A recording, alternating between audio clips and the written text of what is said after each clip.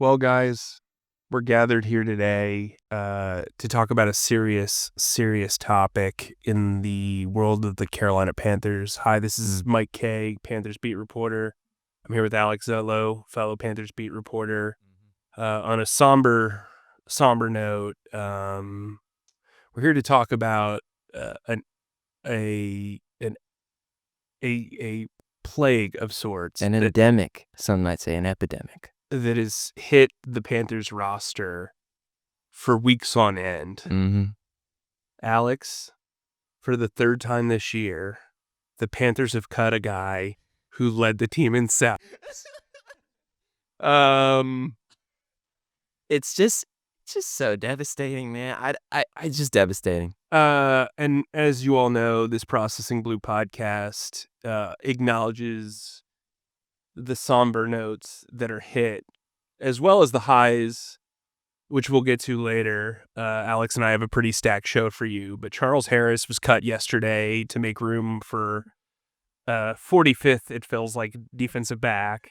I joked on Twitter they have enough cornerbacks for all 8 nights of Hanukkah. Big time. But yeah, so first it was Ikuliota, then it was Jaden Peavy. Now it's Charles Harris. The Panthers just don't like when you lead them in sack. So, I mean, prayers up to A'Shawn Robinson, the current sack leader with 3. You got Jadeveon Clowney nipping at his heels at 2.5, and then DJ Wadham, who's averaging a sack a game. I mean, like, just keep them in your thoughts, guys. Yeah. But anyway.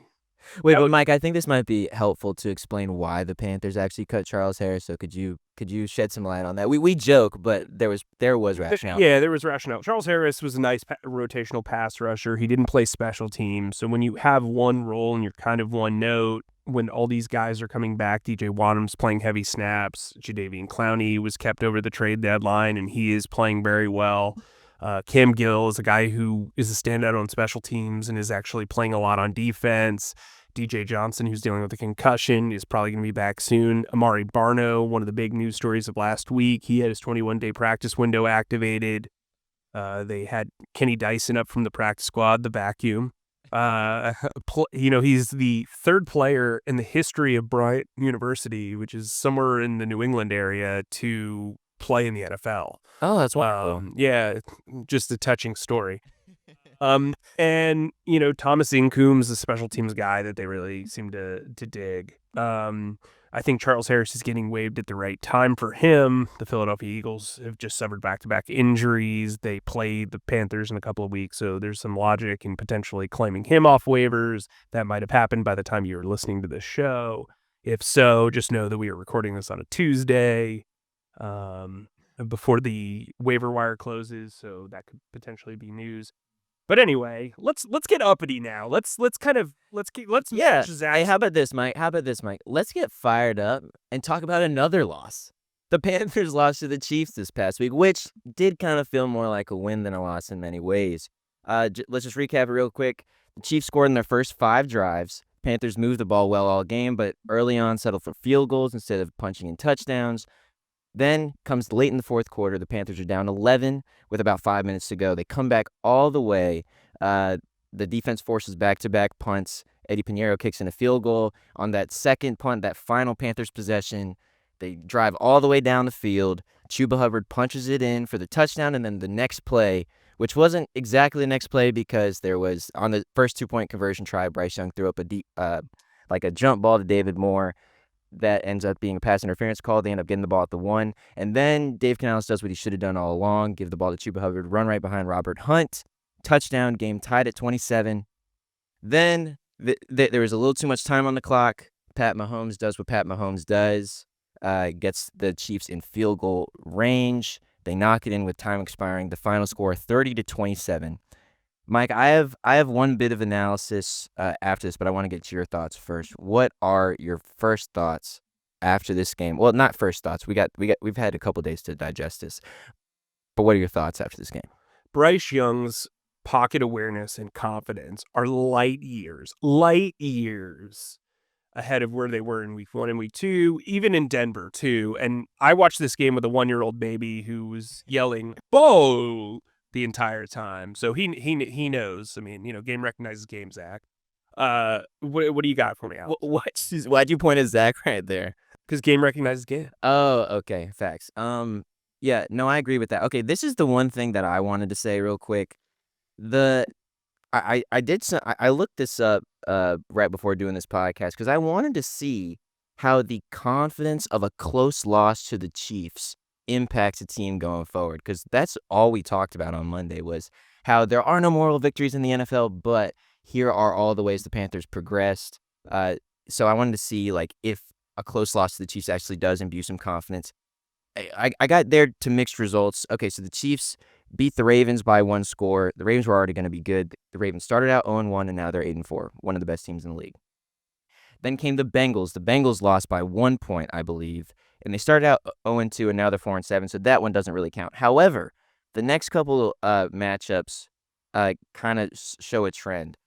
Falcons started 1-2. They lost close to the Chiefs, and then they reeled off 5 of their next 6. The Chargers started 2-2 after the KC game, and then they reeled off 5 of their next 6, just like the Falcons. Saints game doesn't count. That was a 13-point loss. 49ers game doesn't count. That was a 10-point loss. Then you got the Las Vegas Raiders. They kind of somehow kept the Chiefs game close. They're a mess. They haven't played well the rest of the season. Tampa Bay Bucks are 1-1 since the Chiefs game. The Broncos are 2-0 since the Chiefs game, and they've crushed the Falcons. They've crushed the Raiders. The Bills had a bye after beating the Chiefs last week. And so when you kind of take all that data, it's interesting, or at least it's worth considering. Okay, I mean, there's a track record of teams playing well after coming close to beating the Chiefs. I wonder if this confidence will kind of springboard the Panthers through the rest of this season. That's kind of all I was gonna say. I mean, we heard about it so often. Like Bryce Young, his entire post-game speech, his entire emotional post-game speech was like, guys, this shouldn't be surprising. This is who we are. And that's like the gift that playing the Chiefs close is for the rest of the season. That's all I was going to say. Mike, what do you think about that analysis, first of all? Do you think that's compelling at all? So I think belief is the first step in confidence, right? And I think when you tie the game the way they did, and then, they gave Patrick Mahomes too much time, they had the opportunity to give Patrick Mahomes too much time, right? And so I think when you trade field goals for touchdowns with the Chiefs, you're going to lose. Even if you tie the game, you're already trying to climb out of a hole, right? There's only so many opportunities. But what I think of when I think of this game is I kind of think about some of the games that the Lions played in their first year with Dan Campbell, where they were kind of middling. There was a game against Buffalo where they lost similarly at the buzzer, 28-25. And I think we saw like belief. It's like when you get that central buy-in. I wrote my case take this morning about how players are rewarding Dave Canales' enthusiasm and optimism with fight. Good story. And I think nice of you to say. Yeah. That's good. So that's an internal bit that we got. But I think there's one thing in believing in what your head coach is saying. There's another thing in seeing it put into action. And I think that furthers the belief. Now, they went 2-1 in this 3-game stretch. November was a relatively bountiful month for the Panthers. The vibes are good. I mean, if Zach and I are big baseball fans, we know how important vibes are to a sports team. Mm-hmm. And I think, I know you've got some White Sox lineage, so vibes are really not. Appreciate you bringing that up. Well, what is this? There are reports that my favorite player is literally going to be traded to your dad's favorite team, and I'm genuinely upset. That'd be pretty dope.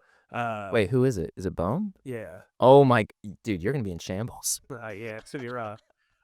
Although his first rehab assignment, it would be here probably, right? Like with the Knights. Yeah, I guess so. Yeah. So Zach, that would be cool to go. Yeah. Anyway, did you know that the only guy to hit 2 home runs off of Garrett Crochet in the same game is Alec Boehm? And I was at that game.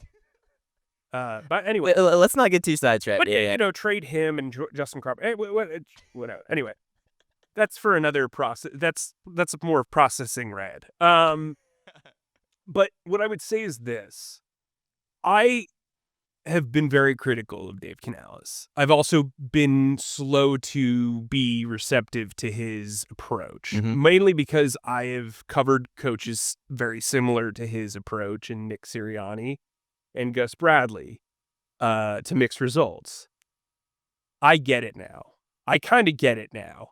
I think his ability to, while he hasn't always been consistent in his messaging publicly, based on who I've talked to in the organization, based on all the information gathering I've done over the last month or so, he is as consistent of a message man as it gets. And I think when you're the same guy every day, it's very easy to buy into that. I think that's one of the reasons why you and I are so close and why you keep me so grounded is that you are the same guy every single day, even when I'm mocking you for headline. Oh, I cannot believe you found a way to do this. I cannot believe it. Anyway, that's processing observer. Mike is a master at his craft. Anyway. But what I would say is, I get what Canales is doing. And one thing that we noted last week is his consistency in not being convicted on Bryce Young. Yep. I think the challenge to Bryce Young of not being the guy,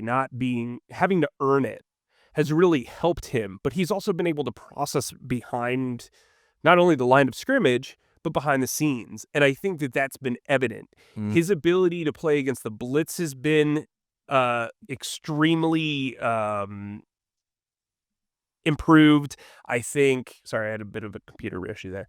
I think his ability to make downfield throws has been apparent. Oh my gosh. Yeah. He made some throws against the Chiefs that were legitimately wow-worthy. And listen, the one to Xavier Legette along the sideline, I mean, good Lord. I mean, he dropped it, but good Lord, it doesn't get much better. Yeah. And Legette playing the exposition for the first time, like, there were going to be growing pains, but I think that was the right move as well. I think Adam Thielen showing some chippiness. Yeah.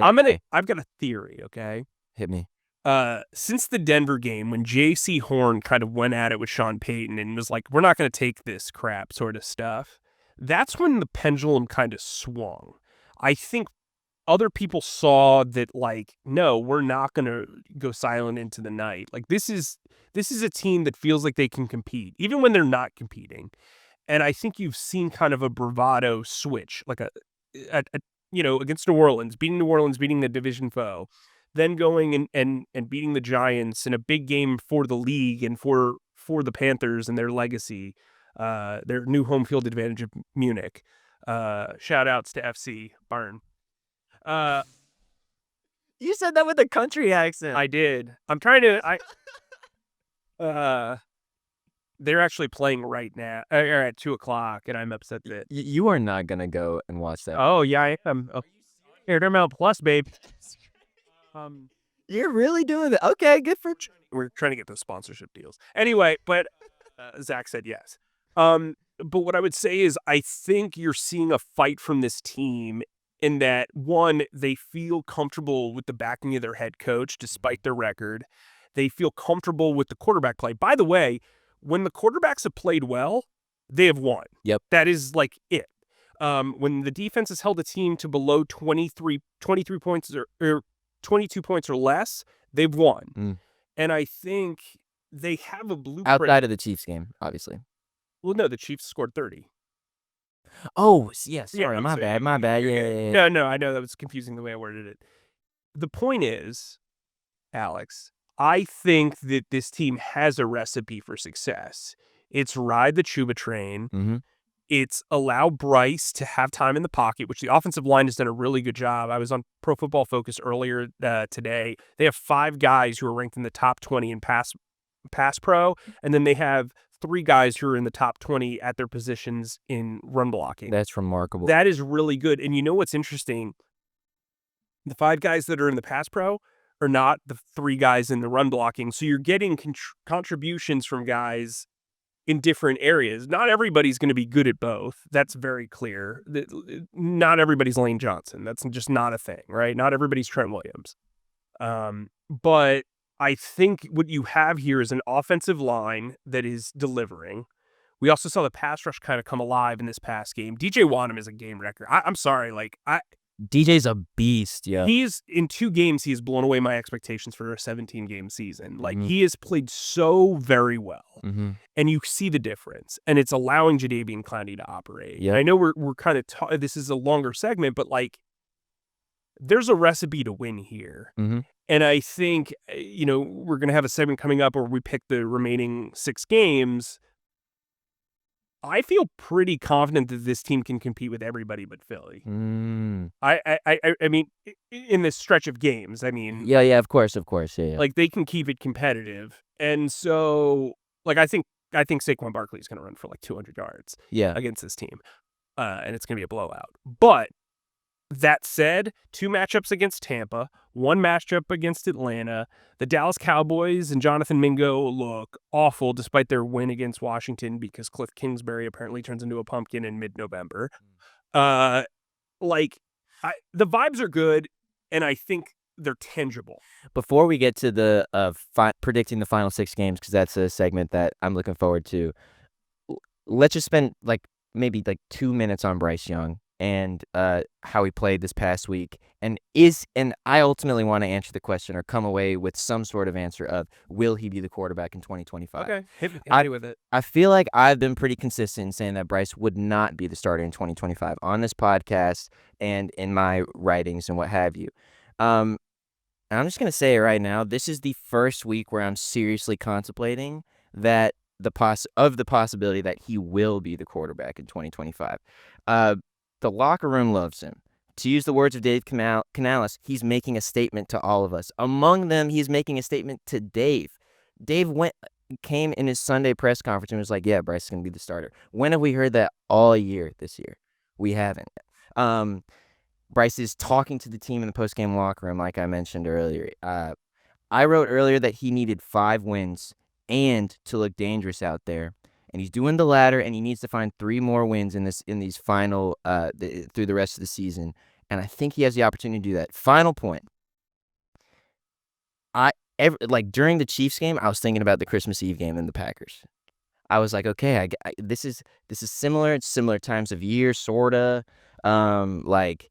Bryce looked super dangerous against the Packers, but the difference is that Packers game was a standalone phenomenon. I don't know about you, but when I was watching that game, I was like, what the hell is going on? We didn't see this prior when Bryce Young was out there. And then remember, we didn't see that afterward either. He led 2 shutout, just generated 2 shutout performances and losses afterward that ended with, a Dave Tepper scandal, the GM getting fired, everything kind of blowing up after that. But this Chiefs game, it didn't feel to me that this was a standalone thing. This was a steady progression of Bryce Young feeling more comfortable in the pocket, like you said, showing his personality, taking to Dave Canales' play calling, trusting David more. I mean, there was this. He handled a full-on blitz beautifully by standing in there and throwing the ball before David Moore cut out of his break. I was like, who is this? I was tempted to say, who is this guy? Because that was my reaction in the Green Bay game.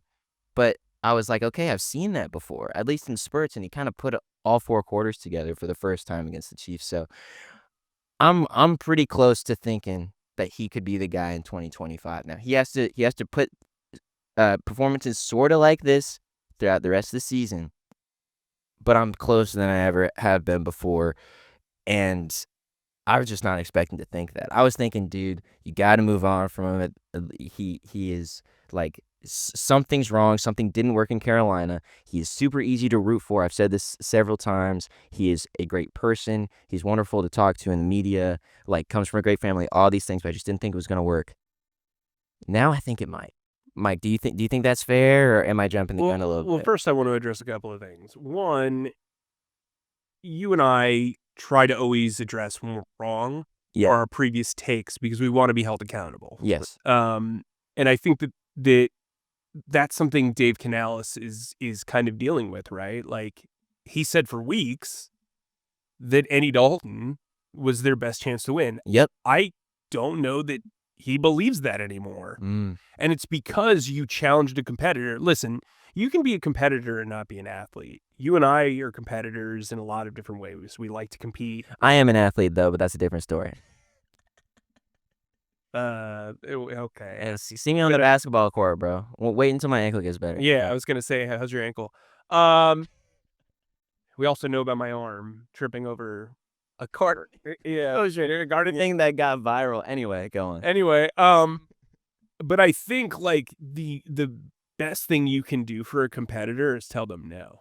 And I think Bryce Young at some point realized, like, listen, this is feast or famine. This is an opportunity for me. The pressure is off from being the first overall pick at this point. It's now about just proving you can ball, right? And I think maybe, in a way, perhaps that was part of the strategy. It's like he's got to reset. It's not about the first overall pick anymore, right? It's about being. It's something that Jonathan Mingo didn't really get, right? Like Jonathan Mingo was thrown out there. He was a second-round pick, overdrafted.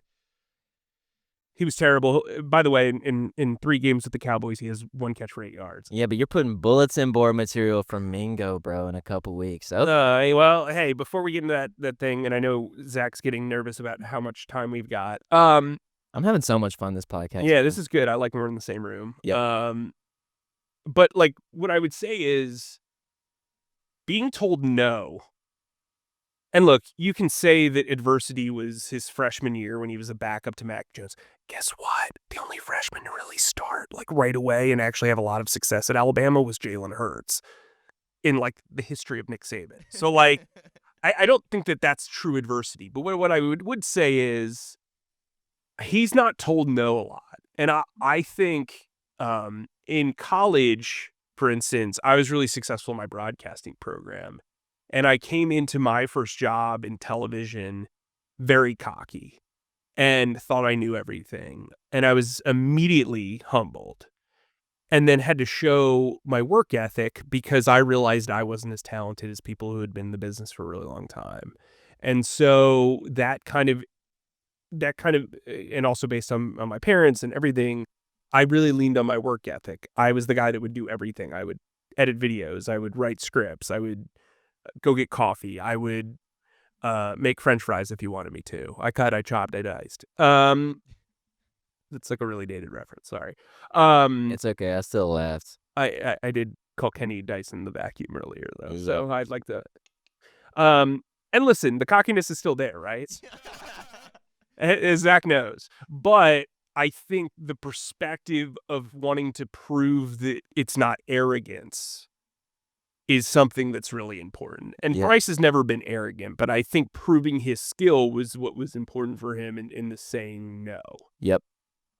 Hey, this guy is better than you. How can you get better? He was challenged to get better. And I think that is something that is really inherent to coaching. And I think I gained a lot of respect for Canales in hindsight because of the way he handled and the way the results were pushed forward, right? Yep. So I think the rest of the team can see that. I think they empathize with his journey because we've all been told no at some point in our lives. And I think, Robert Hunt was a guy that wasn't drafted high. He came from a smaller school. He can see that. He saw what happened with Tua. Adam Thielen, undrafted. Jalen Coker, undrafted. Xavier Legette wasn't a star until his final year at South Carolina. Like, guys know what that's like. Brady Christensen's been benched. Cade Mays has been on the Giants practice squad, what seems like a fate worse than death. There's a bunch of stuff going on here, and I think the one thing that you can take out of this is this locker room is stronger and has a lot of dog in them. I was talking to Jalen Hurts, not Jalen Hurts. Jalen Coker? Sorry, my brain's like not working. J.C. Horn after the game, and he said, we're always kind of the bad guys because, we're kind of like, if you think we're like a joke or whatever, we're coming in and we're playing a team that has a lot of fans and whatever. And Sam Franklin yelled from the other side of the room. He's like, yeah, we're the bad guys. We don't want anybody jumping on this bandwagon when we're winning. We know we're good. We know what's up. If you don't think we're good, fine, we'll prove it to you. Respect. We'll take your respect. And I think there's like a sense in the locker room of like, okay, the dog days are over now. And it's like, here we go. That's pretty dope. Oh my God, I could listen to a Sam Franklin and J.C. Horn podcast, dude. I really could. By the way, J.C. Horn It's his 24th birthday. Shout out. Shout out. On Tuesday. According to PFF, he leads the league at cornerback in run stops. This is a guy who would play 22 of 51 games coming into this, was an injury risk at seemingly every turn. He has played the entire season and played very well against the run. He has been extremely physical. He also notched his first sack of his career with a Bill Goldberg-like spear on Patrick Mahomes in this game. Jadeveon Clowney said that they'd been working on that pressure for the entire week, and he really liked his technique there. So I say that all to say this team is feeling itself, and I think sometimes a loss in the grand scheme of things can be a huge win, and that's what I think the Chiefs game was. Yeah, 100%. And for as red as that stadium was, the stadium never got louder than when J.C. Horn notched that sack. That was delirium. Mike, you want to predict the final 6 games real quick? Let's do this real quick because I want to get to the Bucks. Spoiler alert: I'm picking the Panthers. Because, like you say, your statistics, your analysis, your great finds there just backed up my choice. So let's get to it. Okay, still. Okay, just real quick, running down the final 6 games. The Panthers have the Bucks, then they got the Eagles, then they got the Cowboys, then they got the Cardinals, then they got the Bucks again, and then they end with the Falcons on the road. Mike, you say the Bucks next week is a win. Alex is going to say it is a loss purely because Baker Mayfield's playing great right now. Who you got for the Philadelphia Eagles? Oh, that's a loss and a half. That's gonna be the one where everybody's kind of like, do they have it? I just don't know how this run game stops Saquon. I really like Saquon Barkley looks like rejuvenated. Like A.J. Brown called him the best player in the world. And A.J. Brown is like the scariest wide receiver cover in the entire world. So that's going to really test J.C. Horn's tackling ability. That said, loss. What do you got? I agree with that, L. Dallas Cowboys, the Mingo revenge game. I really want to, you know how Kendrick Lamar dropped a new album. He has this one part in the song where he just screams, mustard. I hope that like they use that but instead of mustard, they say Mingo. Anyway, the Panthers are going to win. Yeah, the Panthers are going to win that game. I feel very confident about it. I think they're going to have a season-high sacks in that one. I'm just telling you that will be known as the DJ Wanham game. Let's go. Not the Jonathan Mingo game, to be clear. No, Jonathan Mingo's going to have like 2 catches for 16 yards. We got next the Arizona Cardinals. Man, this one was probably the toughest one. I know that you have some thoughts. I'm gonna say it's an L. Like this is tough because I'm saying all these positive things and I'm saying this progression, but like I think the Cardinals are like sneaky good this year. So I'm gonna take a loss. And let's keep in mind that I have the right week to week to change my answer. This is just how things stand at this moment right now. But I have the Panthers losing to the Cardinals. Mike, what you got? How political of him. I just have to. So I have this theory that in order for Dave Canales in his era to start off the right way, they have to have a signature win. And they have to steal a win, right? Like New Orleans, they were playing poorly. The Giants, they were playing poorly. The Raiders are god-awful. The offense was playing poorly against the Giants. Right. The defense played pretty well. But so I think they have to play spoiler in one of the last 3 games. I'm going to say they're going to beat the Cardinals at home. Wow. All right. I think it'll be tight. I think Kyler Murray is going to be very tough. But I think this is the one where they learn from this Chiefs game and they're able to kind of subdue. They're going to have Kyler Murray try to beat them. And I think if that's the case, you've got a former first overall pick going up against a former first overall pick. I think we both agree that Bryce should be the guy with the baton the rest of the year. Mm-hmm. I think this is a potential signature win. It's also the last home game of the season. Big time. That's my first Drake on that one. So you've got that as a loss. Yeah. Okay, so right now, before you get into those last 2 games, you have them going. I have them going LLWL. Okay, so they're 1-3 in your mind, and I have missed 3-1. Mm. So right then that would make them 6-9 with me, and then 4-11. 4-11. Sorry, math is not my best subject. Okay, so 4-11 and 6-9 going into the final 2 games. Yep. What do you got with Tampa? The second time they play Tampa, I'm going to assume that the progression continues. in that the Bucs don't get better on defense and the Panthers get much better on offense, and I'm going to go with a Panthers dub on the road against the Bucs. Okay, I've got that as a loss. I think Tampa's going to be like clinging to playoff hopes, and I think that's going to be a tough one. I think I should have said that earlier. Like, the Bucs are in the middle of a playoff race right now, and I think that they're going to take this game really seriously this coming week. But by the end of the season, I think the Falcons are going to pull away. So that also contributes to me giving the Panthers a Bucs dub, the penultimate game of the season. But yes. Okay, so Atlanta. We don't know what time that'll take place, but it will be on January 5th. If the Falcons have clinched a playoff berth, I don't see why they would play their guys. But since I said the Buccaneers are going to be clinging to their playoff lives, I think they're going to have to play that last week. And I think Atlanta will close up shop. They're who I said would win the division all along. I'm still very confident in that. And so I'm going to give the Panthers 2 straight L's to end the season, but I think you feel good knowing that you tripled last year's win total. What do you got for this final one? And I have a similar thought in that I think the Falcons are going to pull away by now, and meaning that they won't be as motivated to win it. And I see the Panthers taking a final win in Atlanta to end 2-0. So we have kind of different thoughts as to how the end of the season is going to go. But they end up 6-11 and for both of us. Yeah, they end up 6-11 for both of us. That's fascinating. So I had them at 6-11 before the season. You had them at 5-12. Yep. So you have gained confidence. This is not how I thought they'd get to 6-11. By the way, I thought they would pull off. I thought Washington wouldn't be as good, and I thought they'd have a shot to beat the Bears or the Chargers. They obviously didn't do that. I think what's also fascinating is we came into this season thinking this was going to be a murderer's row at the end of the season. Right? Really, I think it's kind of a lot of middling, and then the Chiefs and the Eagles. Right? Yeah. But I think 6-11 is a massive win for this.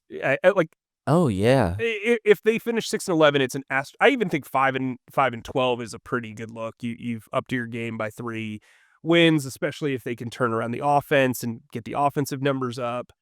But in order to start that trend, they have to go face the Bucs. Yeah. And let's go deeper in them. Yeah. Yeah, let's take a few minutes to get into them. Right now, you've got the numbers. How about you talk about them on offense, and I will talk about them on defense. Okay. They grade out remarkably well when it comes to their offense. Points per game, 28.1. That's 4th in the league. Yards per game, that's 369.5. That's 7th in the league. They are great on third down. You know that I love a third down conversion percentage rate. 50.37% on third down. That's wild. That's crazy. That's 2nd in the league. They can clearly do it on the ground, through the air. That's awesome. And then the final thing that really pops off is their red zone scoring percentage. Of the times they're in the red zone, they convert with a touchdown on 69.77% of those times. That's 2nd in the league. These numbers are crazy. I didn't know that they had the juice like. Oh, Liam Cohen. He's going to get some head coaching interest if he's not the head coach of the Bucs next year. Yeah. If they flame out, I could see him getting the promo. But so what those stats tell us, the defense has to keep them in 3rd and long. They have to keep them out of the red zone. The game's going to be won within the 20s, right? Yep. And so that's going to be very interesting. Now on offense, whole different story. Yeah. Their defense, Panthers offense opportunity. Right. So on defense, they rank 29th in the league with 376 yards per game. They are an abysmal passing offense. They're only averaging 255.5 yards per game. Then again, you've seen the Panthers. So, sticks and stones, right? Their run defense is kind of middling. They're allowing 120.7. That's only 10 yards more than the Panthers really average. I expect Chuba Hubbard to eat in this game. Their teams are just crushing them on third down, 43.48%. They're also allowing the 66.8 7% on fourth down. Mm. And they're allowing 24.8 points per game. I think the Panthers need to score at least 23 points to win this game. Mm. And I think the defense really needs to do that whole 22 point, 23 point thing that thing they they do. do. An important thing to note as well, I meant to talk about this when talking about the offense. Mike Evans, probably an easy first or second ballot Hall of Famer, is back for the Tampa Bay Bucks. He came back after a longer than months-long stint with with some sort of lower leg injury or lower body injury against the Giants when they absolutely crushed them 30-7. He caught 5 passes on 6 targets for 68 yards. I mean, this is him missing over a month of play. I mean, with him in the lineup, their passing offense goes crazy. And what I would say is, so Dave Canales' audition game for this team last year in Carolina was the best game that I had seen J.C. Horton play in the 3 years against Tampa. He was incredible. I think I forgot what his numbers were. Let me look those up. But like, he was sensational. And coming off his 24th birthday, playing the run, showing his length. I think he matches up semi-well against Mike Evans just because of the length thing. That's one of the things that corners fail to kind of match up with against him. The side speed thing. Oh, yeah, here we go. He had 5 tackles and 3 pass breakups and 56 snaps. Like, that's great. They lost 9-0. Like that, you know what I mean? Like, I think this game is going to be a showcase for him. If he plays extremely well, people are going to be banging the drum to get him extended before the 5th-year option, similar to Derek Brown. If he falters the way he did against the Chiefs in coverage, then people are going to be like, he could play on the 5th-year option. But this could be an Emmy tape, Pro Bowl tape thing for him. Yeah. I mean, I think I know we've talked about JC a lot, but I think saying that he faltered against the Chiefs is tough. I mean, they did throw a lot. They were calling defensive holdings like crazy, but But he also gave up 100% of his targets. Okay. So like it was a tough look. And look, nobody's a bigger advocate of JC Horton than I am. I know. Yeah. But like, realistically, it was a rough look for him. Whether he deserved to get all the blame for that or not, is another thing. He also had 3 stops in the game, which is very impressive, and that sack was phenomenal. Yeah. But what I would say is, I think this team has the juice, and when you have the juice, it spills over. That's my new thing, by the way. I'm coining that phrase. And hopefully it does spill over to the rest of the locker room, because this team's been fun to watch the last month. Yeah. Which is a far cry from what they were last year. And even, a good portion of the Rule Wilkes deal, too. So, dude, literally the past couple of weeks I've been like, wait, is this what it's like to like cover an NFL team? Yeah, welcome. I was like, yo, this is great. I was like, last year I was like, what is this, Mike? How have you stayed in this so long? And now I'm like, okay. It's great, right? I mean, yeah, nah, that's great, Mike. We get to outro it out. Yeah, let's do it. Go. All right, sounds good. Thanks as always for listening to our pontifications on all things Panthers with Mike Kaye and myself and our wonderful producer Zach Dennis. Please subscribe and follow us on Spotify, Apple Podcasts, or wherever you get your podcasts by searching Processing Blue. And if you watch us on YouTube, please subscribe to our YouTube channel and click on the bell icon to get notified whenever new episodes drop. And finally, please be sure to stick to charlotteobserver.com for all your Panthers needs. Stay humble, stay creative, and keep processing. Zach, that's a wrap.